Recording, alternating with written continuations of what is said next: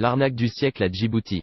C'est l'histoire d'un homme d'affaires chinois qui possède plusieurs usines en Éthiopie.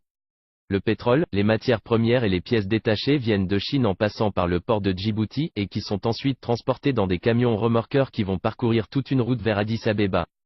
Tout se passait très bien jusqu'au jour où le Chinois décide de diminuer le coût du transport. Il eut donc l'idée de construire une ligne ferroviaire entre Addis Abeba et Djibouti mais qui représentera en réalité un grand intérêt pour la Chine. Pour cela il est parti proposer ce projet de 4,5 milliards de dollars aux deux chefs d'État, djiboutiens et éthiopiens.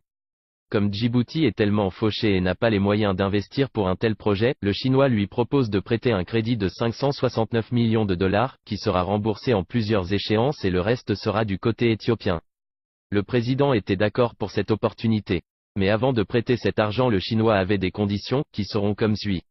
1. Le projet de construction doit être attribué à une entreprise chinoise. 2. Toutes les locomotives et wagons devront être achetés de la Chine.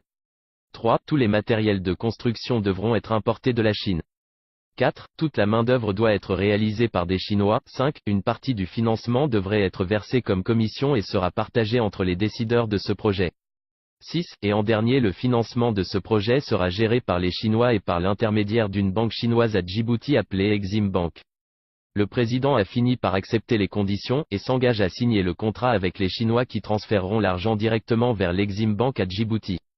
Durant le travaux, l'Exim Bank à Djibouti paiera à la Chine le prix des locomotives et des wagons chinois, les matériels de construction de Chine, la main-d'œuvre chinoise, les commissions de la mafia fantôme chinoise du projet. Une fois la construction est terminée et que tout l'argent de la banque est dépensé, les Chinois remettent de bonnes mains au président IOG les clés de cette nouvelle ligne ferroviaire de Nagaad pour l'inaugurer devant les Djiboutiens. Au deuxième jour de l'inauguration, le Chinois vient frapper à la porte du président pour lui remettre les documents du crédit hypothécaire de 569 millions de dollars, soit plus de 100 milliards de francs Djibouti. Maintenant l'État djiboutien doit rembourser toute la somme empruntée à la Chine tout en sachant que tout cet argent emprunté est déjà retourné à la Chine qui a bénéficié durant les travaux. Autrement dit, les Chinois ont repris indirectement leur argent, qu'ils avaient prêté à l'État djiboutien, il ne reste plus qu'à rembourser ces arnaqueurs professionnels chinois avec l'argent des pauvres contribuables djiboutiens. Finalement vous comprenez à quel point les Chinois nous ont doublement bien arnaqués avec un putain de train que très peu de Djiboutiens l'utilisent. Et sachez chers Africains qu'ils continuent toujours à envahir toute l'Afrique par la dette avec différentes techniques de business arnaque, made in China. C'était l'arnaque du siècle à Djibouti, merci.